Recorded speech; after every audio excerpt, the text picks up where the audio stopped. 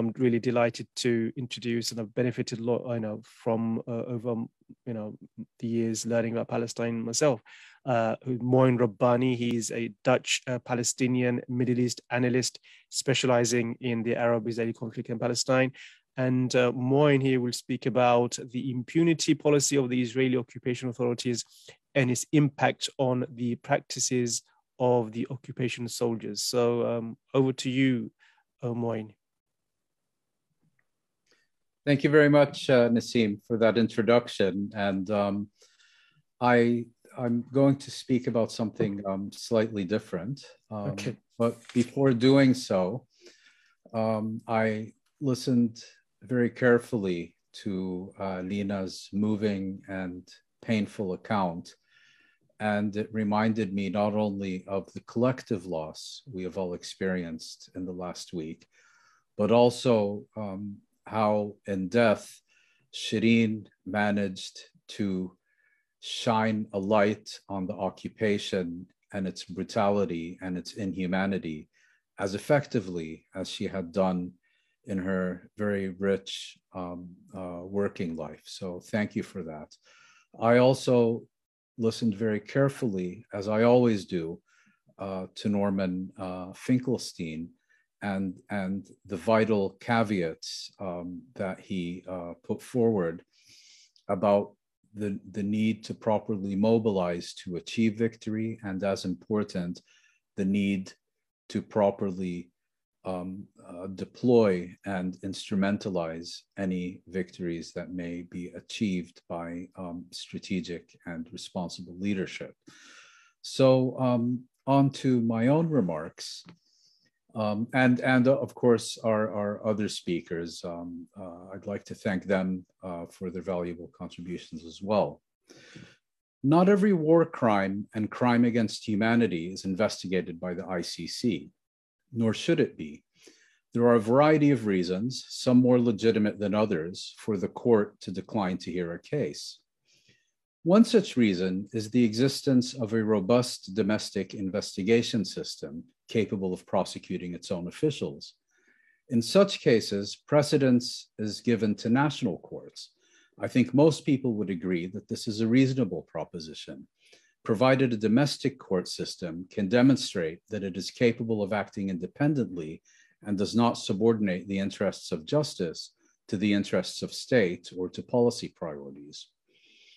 The capacity to investigate itself has for decades been one of Israel's primary justifications for rejecting foreign scrutiny. Western governments believed this claim, or at least found it politically convenient to take the position that they believed the claim.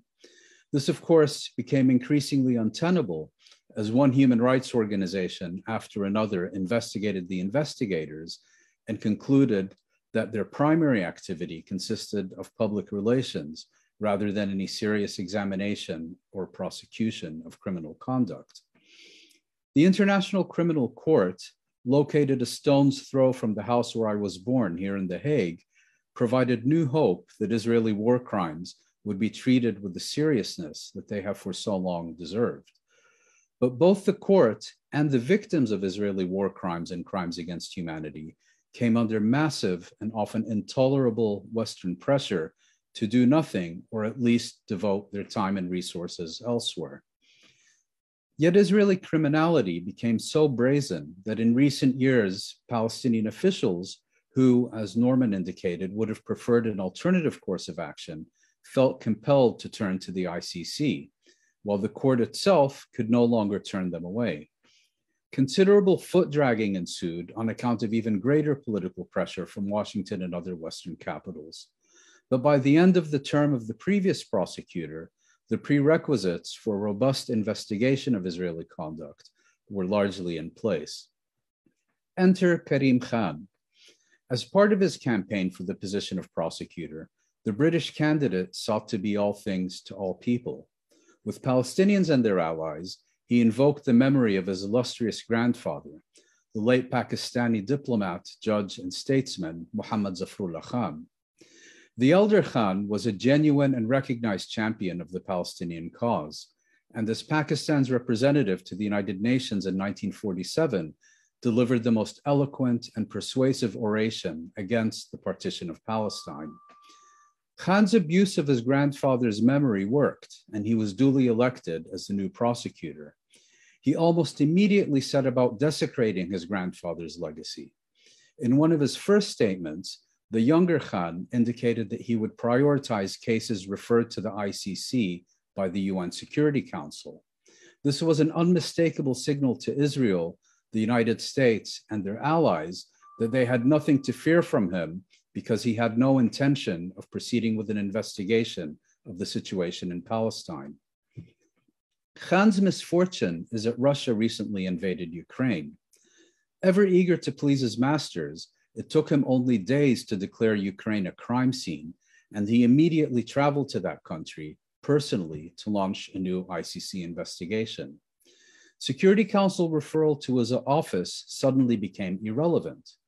With respect to the situation in Palestine, he has and will continue to do nothing, unless sufficient pressure is brought to bear on him to properly perform his job. As you know, the ICC has in the past been mocked as the International Caucasian Court, as mentioned by Norman, and the International Criminal Court for Africa. To this, we can now add British Criminal Court.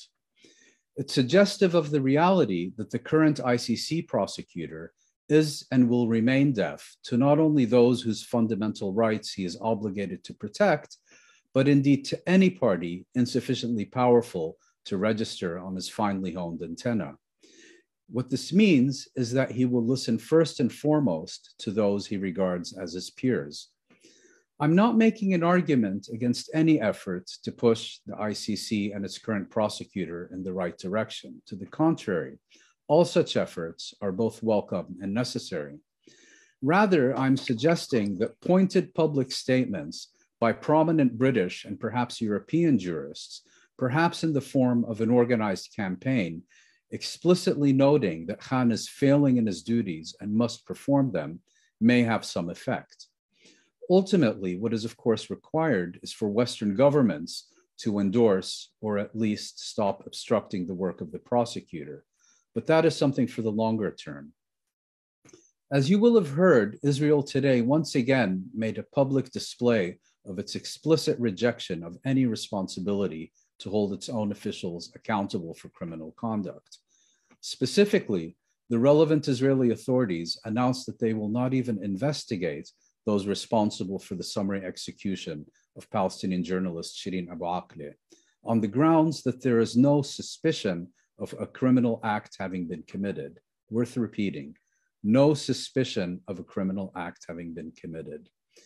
It seems to me like an appropriate outrage from which to launch such a campaign. Thank you.